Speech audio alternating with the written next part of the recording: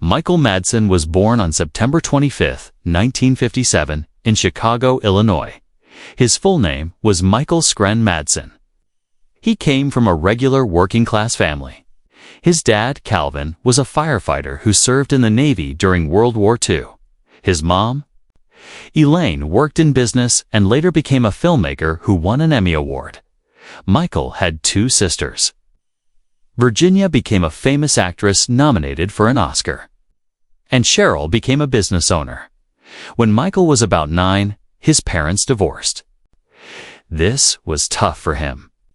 He lived mostly with his dad in Chicago, but visited his mom in Malibu, California. Growing up, Michael had trouble. He got into fights and even spent time in jail for stealing cars.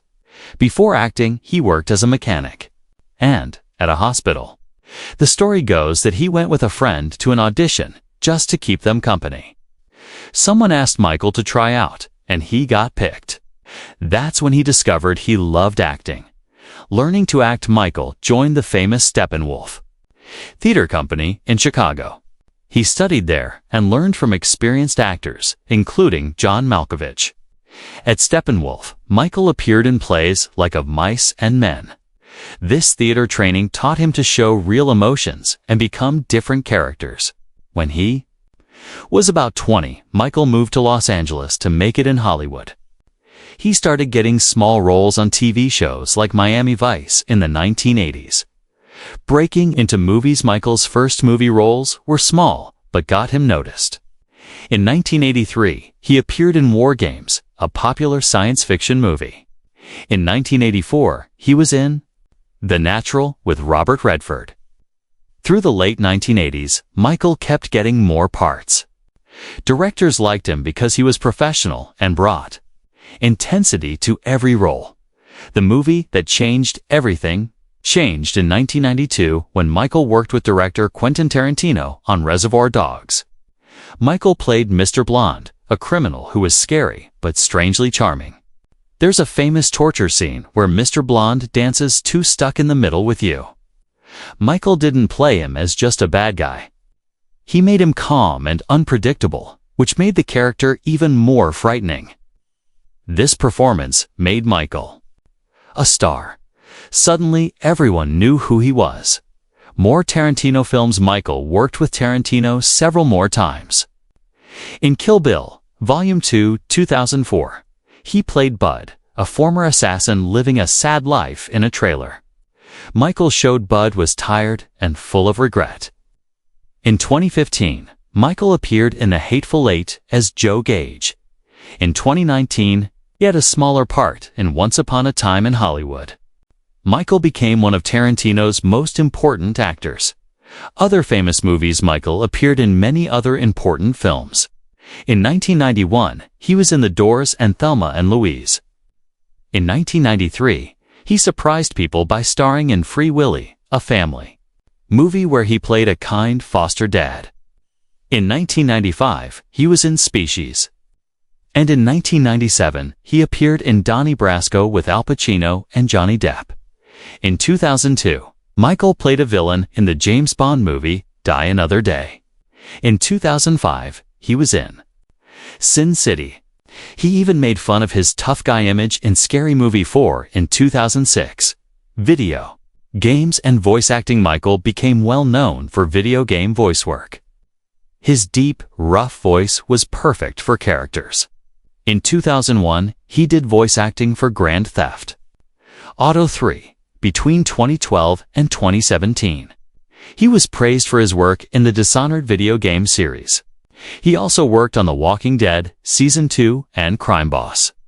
Rock City in 2023. His video game work introduced him to a whole new generation of fans. Michael, the poet. Not many people know Michael was also a talented poet and writer. He published several books of poetry about love, loss, and thinking about life. His first poetry book, Burning in Paradise, came out in 1998 and won an award. In 2005, he published the complete poetic works of Michael Madsen. He also published a photography book called Signs of Life in 2006.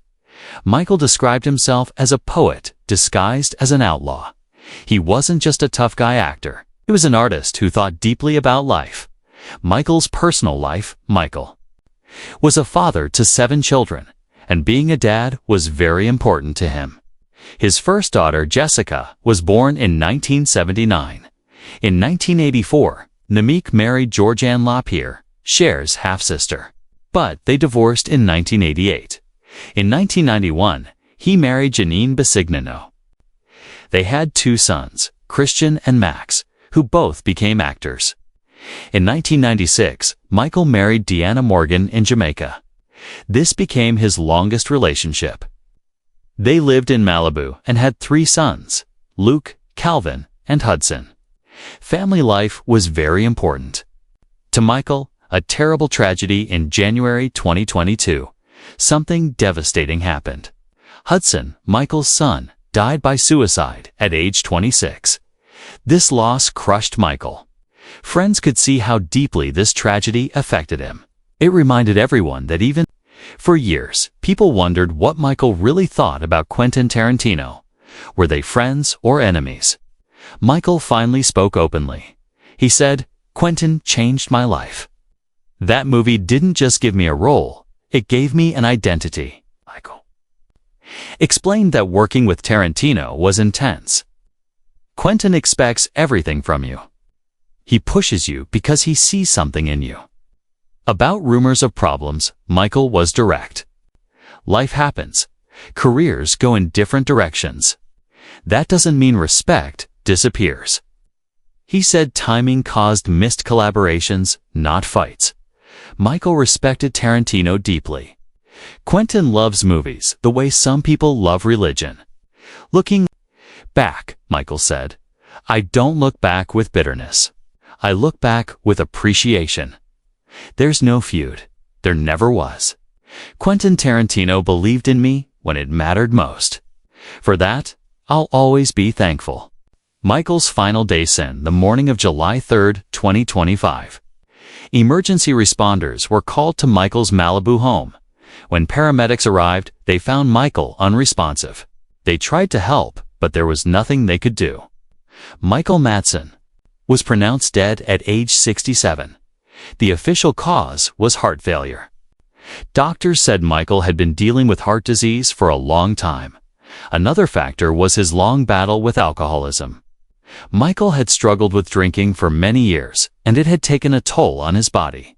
Saying goodbye, after Michael died, his ashes were kept by his widow, Deanna Morgan. This gave the family time to mourn privately. Eventually, Michael's remains were buried at Mount Sinai Memorial Park, a cemetery for entertainment figures. On August 1, 2025, Quentin Tarantino hosted a private memorial service at the Vista Theater, where people who loved Michael could share memories and celebrate his life. His legacy. Michael Madsen is remembered as one of the most iconic tough guy actors in American cinema. During his 40-year career, he appeared in nearly 300 films. He created unforgettable characters, especially Mr. Blonde in Reservoir Dogs. He showed actors could be complicated, just like real people. He could play terrifying villains, broken down has-beens, caring fathers, and mysterious strangers.